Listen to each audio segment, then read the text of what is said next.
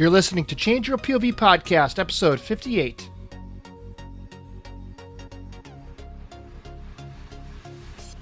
What is now considered the resume actually comes from Leonardo da Vinci. And of course, many people are most familiar with Leonardo from his artwork. He's the one that painted the Mona Lisa and the, what was that scene with the Jesus and the disciples? What's that called? Supper. Yeah, the Last I actually Supper. share a birthday with him too. He was. Oh, Jesus? No, smart ass. Oh. Leonardo.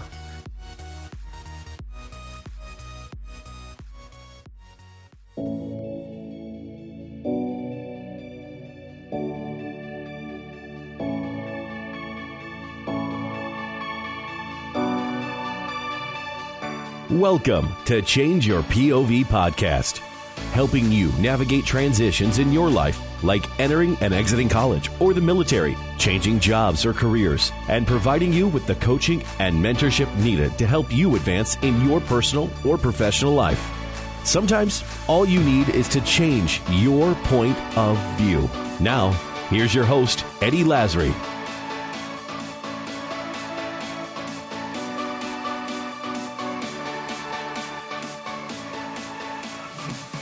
Welcome, folks, to Change Your POV Podcast. We are your hosts, Eddie Lazary. And Bennett Tanton. And today we are going to be changing it up a little bit. So let me just describe for the listeners what Bennett and I are doing differently than what we used to do in the past. So it's official. If you've looked at the Change Your POV Podcast artwork, you'll see that it's got both of our grubby little faces are now on it. Freaking lovebirds. Lovebirds, we look like a couple lovebirds sitting on a power line just waiting to get shocked the shit out of. You know what I'm saying? So, I love it. Isn't that what it looks like? So there we are. It's official. Bennett has now come on as the official co-host of Change Your POV Podcast. I'm excited to have him on. We're going to be changing things up slightly, and I wanted to explain to everybody listening how that's going to work. So what we're going to do is, we're not going to completely take away all guest interviews. We still will have some guest interviews. They may even be special episodes. So maybe some weeks we may have 3 releases. I'm not sure yet. But what we're going to do for a little while anyway is I am going to be basically in charge of all the Tuesday releases. So I'm going to be generating a blog post, and then Bennett and I will be discussing that topic on the Tuesday releases. And then Bennett's going to do the exact same thing, but for the Friday episodes, he's going to be writing a blog post that will be available on Change Your POV. And then we will both talk about his topic on the Friday releases. So Tuesdays will be basically what I want to talk about, and then Bennett will interject and just provide additional commentary, feedback, input, everything that he'll throw in a few at the end of the days, I'm sure. And plenty of those. And then on Friday, I will do the same thing. I'll have to come up with a different catchphrase or something other than at the end I'll think of it. But I will be providing some basically questions and feedback for the Friday episode. So what I decided to do for my Tuesday releases is I wanted, starting this Tuesday's release, so you're listening to the first episode, the first Tuesday release in this whole series, and this Friday you will hear Bennett's first release. So I've also changed up the artwork a little bit for the show notes. So you go to the show notes page, you will see the little bit change in format there as well.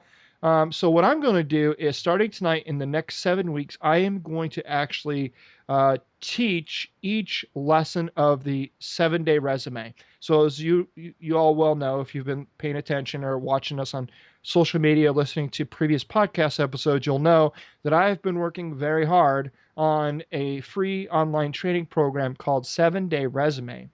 And just like the title says, you get a new lesson every day for 7 days, and I walk you through how to create your resume. It's an extremely important part of your life, in your business. If you're working for somebody, you just got to have it, right? Whether you're an entrepreneur, whether you work for somebody, it doesn't matter. A resume is kind of the de facto exchange of documentation between you and others. So a lot of people think, oh, well, we're in a digital age now. The resume has no relevance. That's completely false. Anybody that tells you that doesn't know what they're talking about. I mean, we've gone a long way since just having a written resume or a hard copy resume. But in most cases, you will still need to submit some form of a resume, either electronically or in a hard copy form for most job positions and things that you're looking to do out there. So a resume is extremely important. It's something that I struggle with very bad when I got out of the military, and I finally figured it out, and I wanted to share it with you. So I spent basically the last 4 weeks, last month, developing the training program. It finally went live on June 1st, so it is now available. And so I'm going to be starting every Tuesday for the next 7 Tuesdays. I'm going to be teaching you each of the lessons here on the podcast. Although I can't share everything over a podcast. That's why you've got to sign up for the course. That way you'll get the actual training video as well as the PDF downloadable version of the transcript and some other worksheets. I've got both Excel files and Word sheets that you can use to help craft your resume. It's all in the digital downloads of the emails that you receive when you sign up. So, without further ado, welcome, Bennett. How are you doing? First, tell me about the Bacon and Bourbon Festival that you went to this weekend. It was quite awesome. Lots of bourbon, lots of bacon. I think they had like 50 different types of bourbon, and I think we ended up only trying about 10. Oh, wow. Just because, well, I mean, yeah, only 10, right? Yeah, only 10. So that was at least 10 shots. So, I was feeling okay. And then we ate, let's see, there was this, like a sandwich called Where's the Beef? And it literally had chicken, bacon, pulled pork, and like cheese and stuff on it. It was awesome. Like everything but the Everything beef? but the beef. Where's the beef? And Nice. then I don't know how much bacon we ate, but it was a lot. And it was just regular, like Applewood smoked awesome bacon. Oh, man. And then, yeah. So, get the slobber Mouth's off, watering. right? Yeah. So then, what else did we have? Oh, there was, I tried a couple bites of bacon macaroni and cheese. And then a couple bites of bacon ice cream, which it was just vanilla ice cream with like bacon in it. Does that taste all right? It was phenomenal. Really? Wow, I never had that before. Oh yeah, sweet and savory, man. It's like you could put bacon in anything, huh? Pretty much, yeah. Wow. And then they had these sweet potato fries, which were awesome. And they made like a drizzle sauce for them that was like, it's basically hot sauce with like bacon grease on it. No That kidding. shit was no joke. So I'm sure it was all like 100% zero carbs, zero calories, Right, completely organic. Yeah. No, yeah. actually, it was. Believe it or not, it was all organic. It's the place that had it. That's what they're known for. Yeah. So this Bacon and Bourbon Festival is actually a fundraiser for a veteran charity. So it's for Clear Path for Veterans, which is up in Chittenango, New York, right outside Syracuse. And they do some really good work for veterans up there, and actually are starting to get more of a nationwide reach type thing. That's cool. And it was one of the places a few years ago where I really did a lot of healing. This is back in like 2011, 2012. I really started. It's where my journey to healing kind of started. Yeah, so it's a place near and dear to my heart, and anything I can do to help them raise money and whatnot. And it was there was tons of people. They have a real, like 9 or 10 bands. Oh, wow. And it's really good music. It rained pretty damn hard. I bet. A few hours, but then it started clearing out, and it was good, man. People. Now this was This was the third annual, right? third annual, and Yep. totally worth it. So if you are within driving distance of up there, or even if you're not and you want to make a outing of it, man, they'll have it next year too, I'm sure. That's awesome. So really, So maybe maybe next year we'll go up there and we'll do like a live yeah, man. podcast on the grounds and maybe interview like the whoever coordinated Yeah, that or for put that sure. on. Yeah, and I know them well, so Okay. that would be legit right there. That'd be cool. Sure, Nice. they would love it. Oh yeah. And then we can I don't know, come up with some giveaways or so. We'll Yep. figure it out. We got a year to figure it out. Absolutely. All right. So this episode we're going to be talking about the 7-day resume, day 1, lesson 1. And in lesson 1, I talk about understanding the resume. And the reason why this is so important, Bennett, is because I've found that so many people are just not aware, or at least have never been told what the resume is really for. And so, what I'd like to cover tonight briefly is we're going to talk about where the resume came from, um, why the resume is considered a black box, and why there are so many versions of a resume. And of course, that leaves us also with, what is the reason for a resume? So, you ready to get going? I am. I am. I am. All right, let's do this.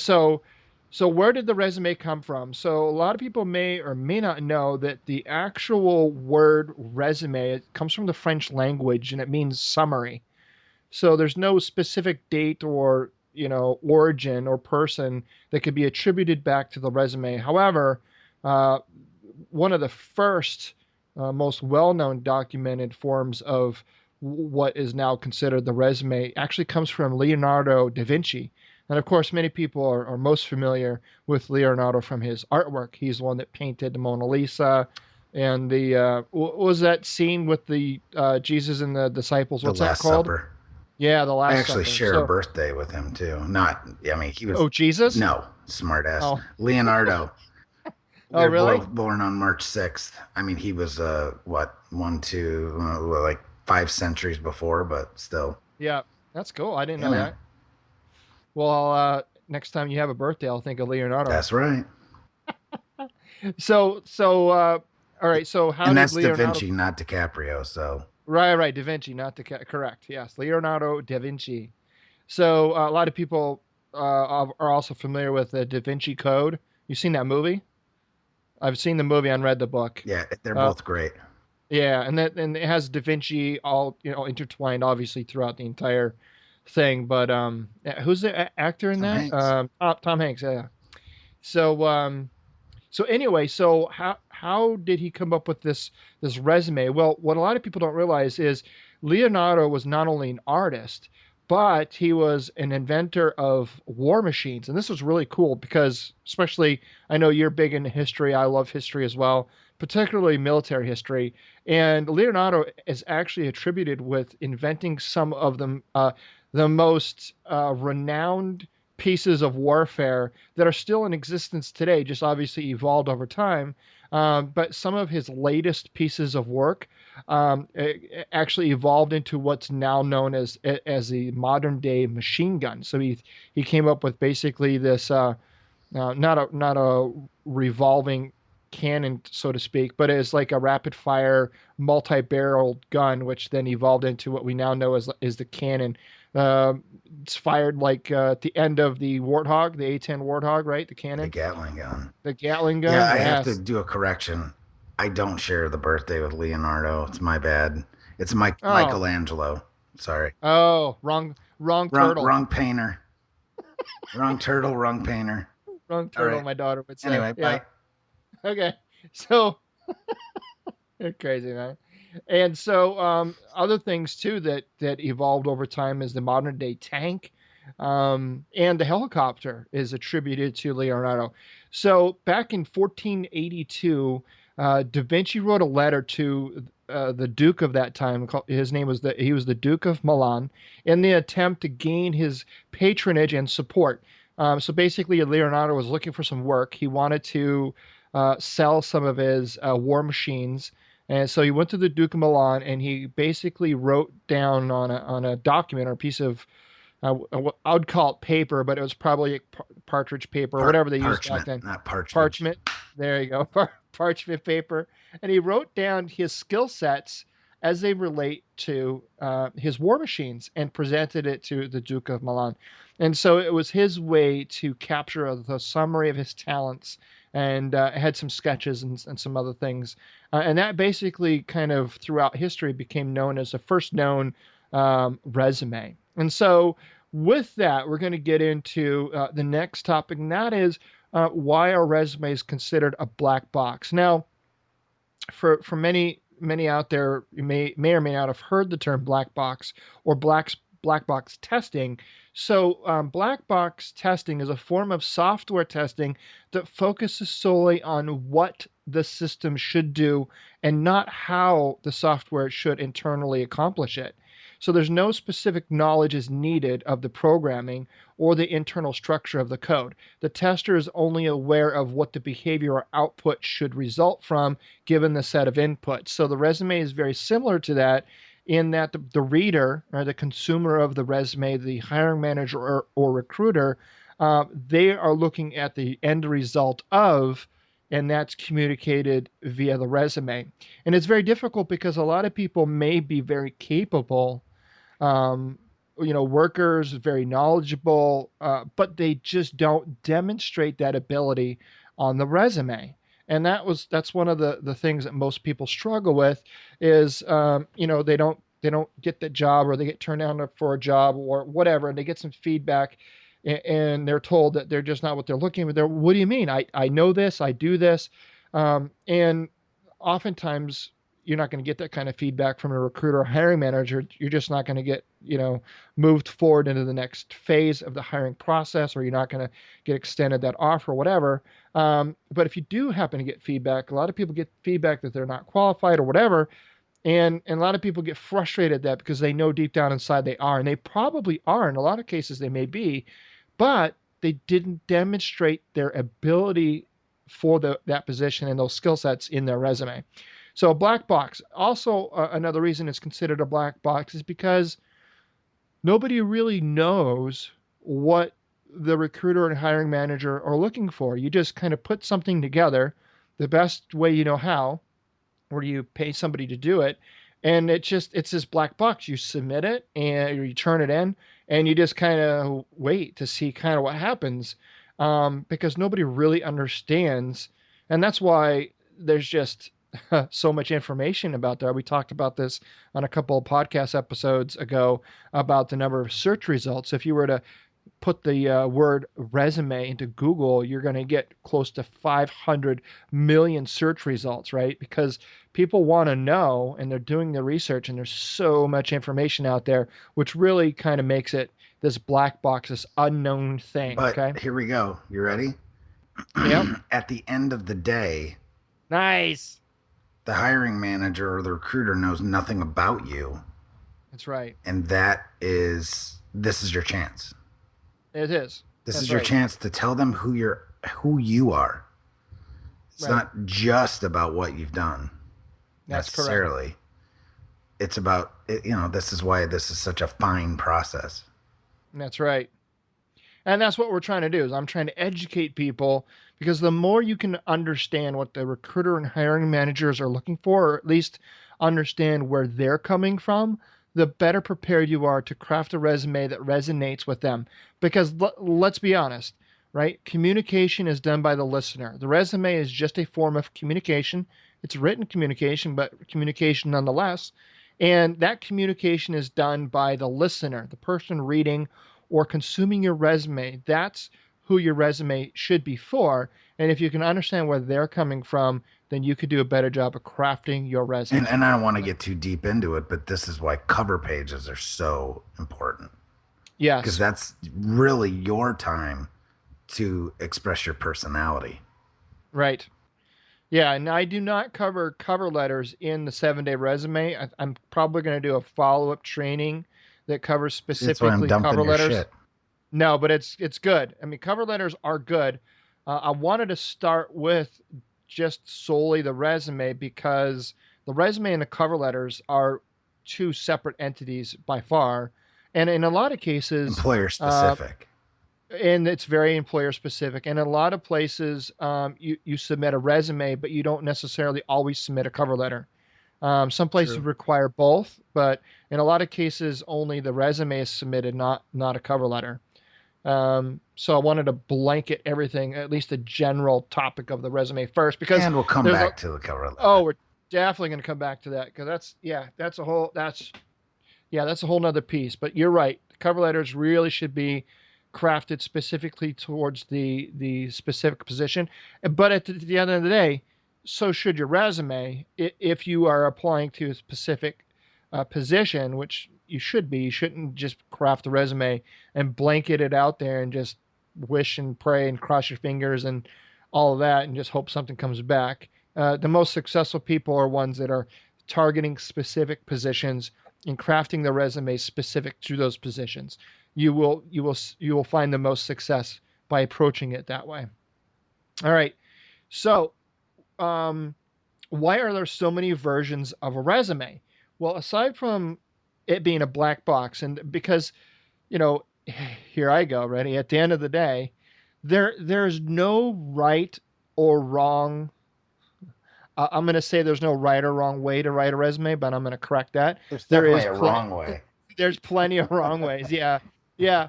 But there's no definitive right way. Like for those of you that are in commercial, let's say if you're in any kind of industry, everyone's familiar with ISO, ISO certifications, ISO audits.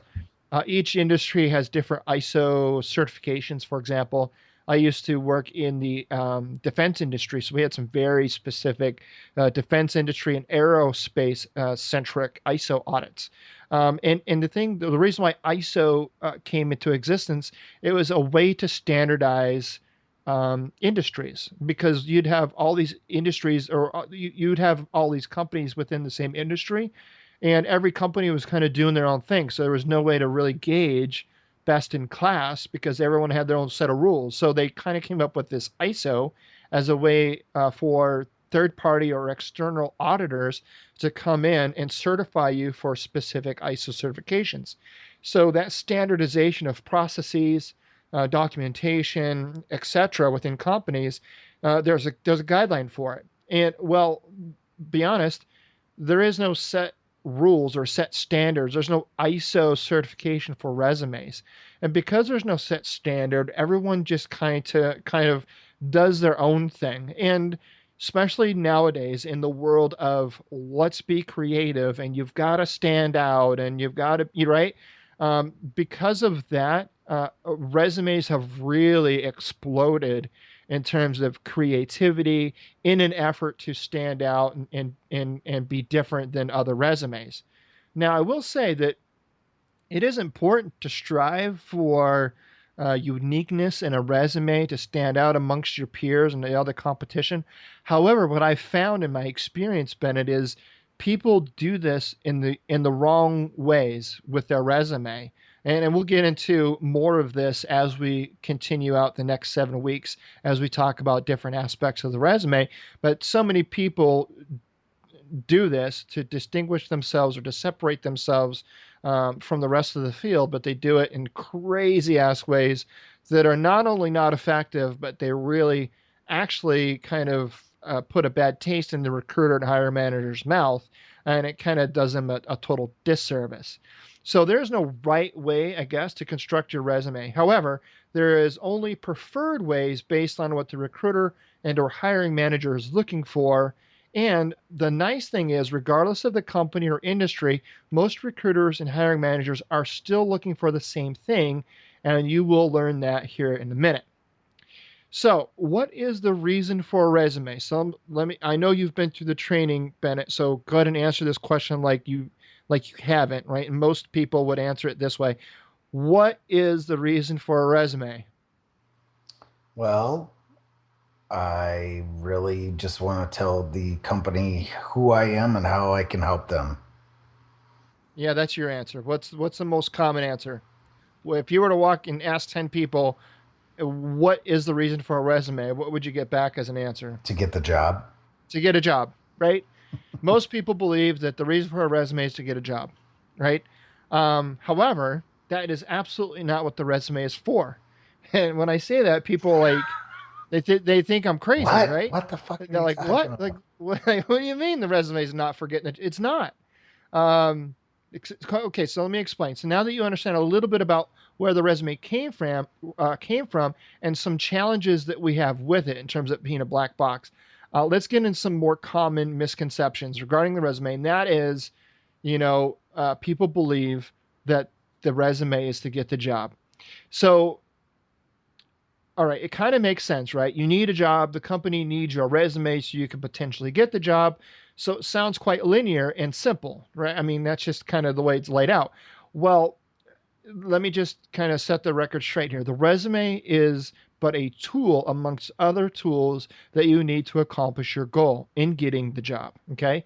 Just like building a house, yes, the hammer is probably one of the most used tools, but you can't build an entire house with just a hammer, right? You could always look at it. All right, so this is from like a little military term. It's a foothold. Mm-hmm. It's like when you're assaulting a trench, Yep. you get your foothold, or you're assaulting a building, you get in there, you get in the first room, and you've got a foothold. That's what Right. the resume does. It's like the Right. breaching charge. There you go. Exactly right. So you can't get a job with just your resume. In fact, your resume really has nothing to do with actually getting the job. And let me explain. The sole purpose of your resume is to be considered for the next phase in the hiring process. In most organizations, there's multiple phases. It depends on what company and what industry.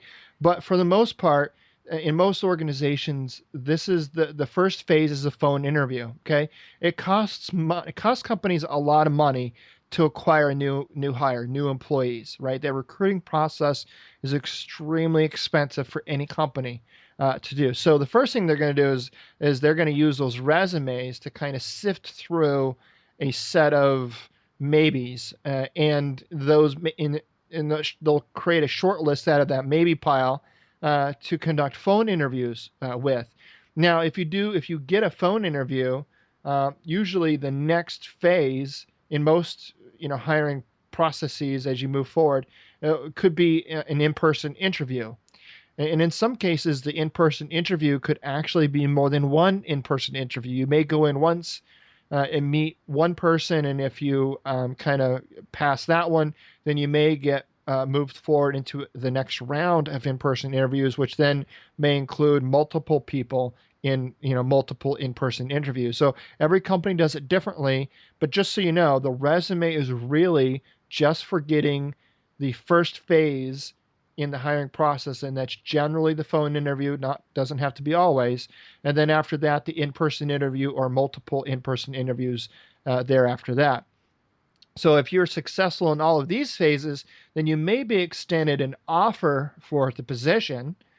Now, the offer is the next phase after that, and it's up to you whether you want to accept the offer or to counter. And one thing I must make clear, if you receive an offer from a company and you decide to counter offer, and a counter could be anything. Maybe you counter with you want a higher salary, or you counter and you want a higher hourly rate, or you counter and you want more vacation days, or you counter and you want X marks the spot, whatever you want, whatever you counter with.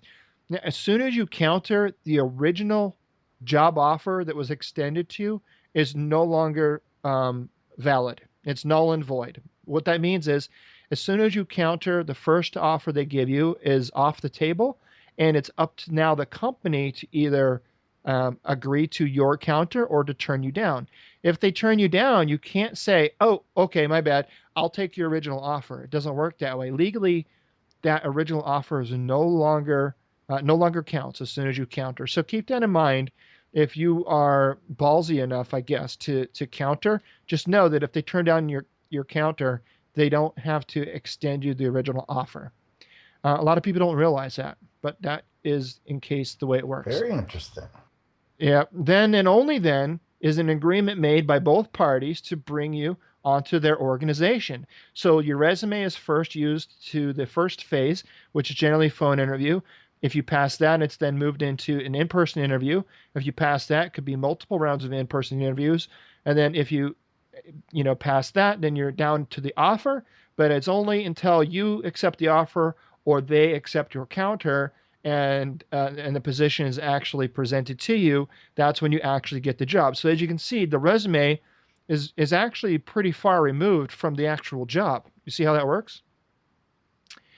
All right. So that basically kind of wraps up this lesson in what a resume is.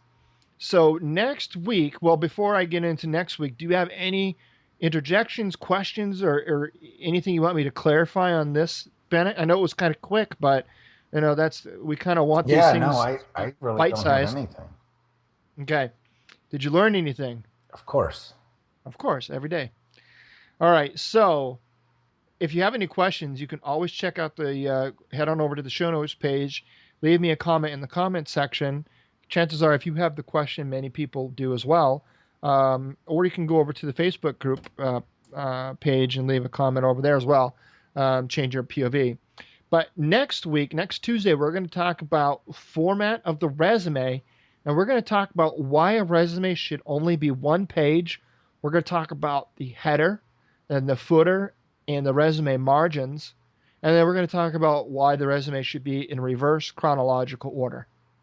So if you're interested in signing up for 7-Day Resume, you can learn all of this and get everything that's included, including all the downloadables, the training videos, and I also created a closed Facebook group page specifically for those that have opted into this training. You can meet other people that are on their journey of a winning resume. I will be there.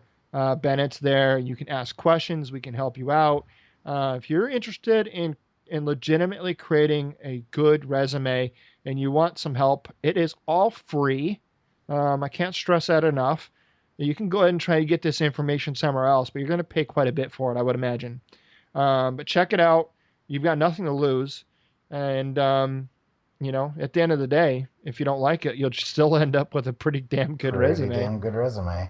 So that's basically it. I look forward to next week, where you come check out the format of the resume. Don't miss out on Friday's episode where Bennett and I will be talking about, what's your topic again?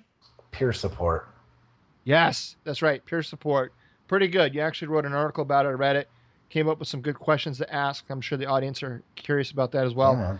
So, man, that's it. So head on over to changeyourpov.com/episode 58 for all of the show notes for this episode. And if you want to sign up now, you can do so by heading over to 7dayresume.com. And as soon as you opt in, you will immediately be sent the first lesson. And then every day after that, you will receive the next lesson. So that's all I have, man. That's all I've got. All right. So never miss an episode. Hit subscribe on your podcast player of choice. We have a lot more great content headed your way. And again, come back and be part of our community over at Change Your POV Squad, a Facebook group where you can interact with others. And then check out our Facebook group page where we release all of the episodes and all kinds of great content that's over there as well. You can just search for Change Your POV Squad or just regular Change Your POV to get both of those pages. I would love to see you there. Until next time.